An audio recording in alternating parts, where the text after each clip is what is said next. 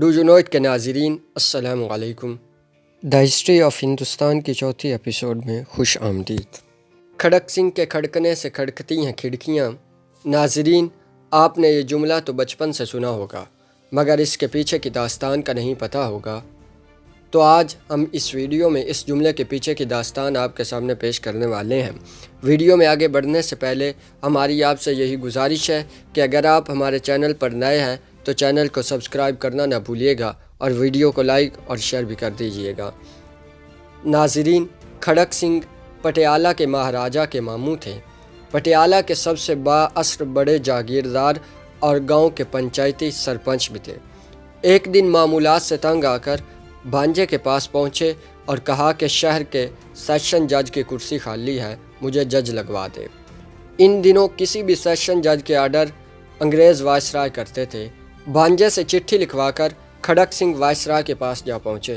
Viceroy نے خط پڑھا اور کھڑک سنگھ سے اس کی تعلیم پوچھی۔ کھڑک سنگھ بولا، تسی مینوں جج لانا یا سکول ماسٹر؟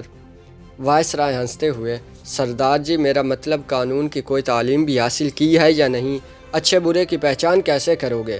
کھڑک سنگھ نے مونچھوں کو تاؤ دیا اور بولے، بس اتنی سی بات، بھلا اتنے سے کام کے لیے گدھوں کی طرح کتابوں کا بوجھ کیوں اٹھاؤں؟ میں سالوں سے پنچایت کے فیصلے کرتا آ رہا ہوں، ایک نظر میں بھلے چنگے کی تمیز کر لیتا ہوں۔ وائسرائے نے سوچا کہ بھلا کون مہاراجہ سے الجھے، جس نے سفارش کی ہے وہ جانے، اور اس کا ماموں۔ عرضی پر دستخط کر دیے اور کھڑک سنگھ جسٹس کا فرمان جاری کر دیا۔ اب کھڑک سنگھ پٹیالہ لوٹے اور اگلے دن بطور جسٹس کمرہ عدالت میں پہنچے۔ اتفاق سے پہلا کیس قتل کا تھا۔ کٹہرے میں ایک طرف 4 ملزم اور دوسری جانب ایک روتی خاتون تھی۔ جسٹس صاحب نے کرسی پر براجمان ہونے سے پہلے فریقین کو غور سے دیکھ لیا اور معاملہ سمجھ گئے۔ ایک پولیس آفیسر کچھ کاغذ لے کر آیا اور بولا، مائی لارڈ، یہ عورت کرانتی کور ہے، اس کا الزام ہے کہ ان 4 لوگوں نے اس کے شوہر کو قتل کیا ہے۔ جسٹس کھڑک سنگھ نے عورت سے تفصیل پوچھی۔ عورت بولی، سرکار، دائیں جانے والے کے ہاتھ میں برچھا تھا اور برابر والے کے ہاتھ میں درانتی اور باقی دونوں کے ہاتھوں میں سوٹے تھے۔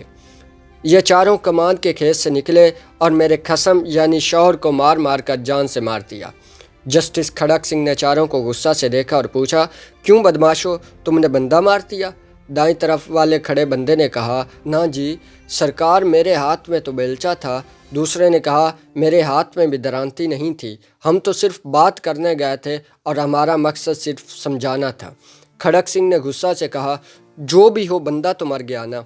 پھر قلم پکڑ کر کچھ لکھنے لگے تو اچانک ایک کالا کوٹ پہنے شخص کھڑا ہوا اور بولا، مائی لارڈ، رکیے، یہ کیس بڑا پیچیدہ ہے۔ یہ ایک زمین کا پھڈا تھا اور جس زمین پر قتل ہوا وہ زمین بھی ملزمان کی ہے، پھر بھلا مقتول وہاں کیوں گیا؟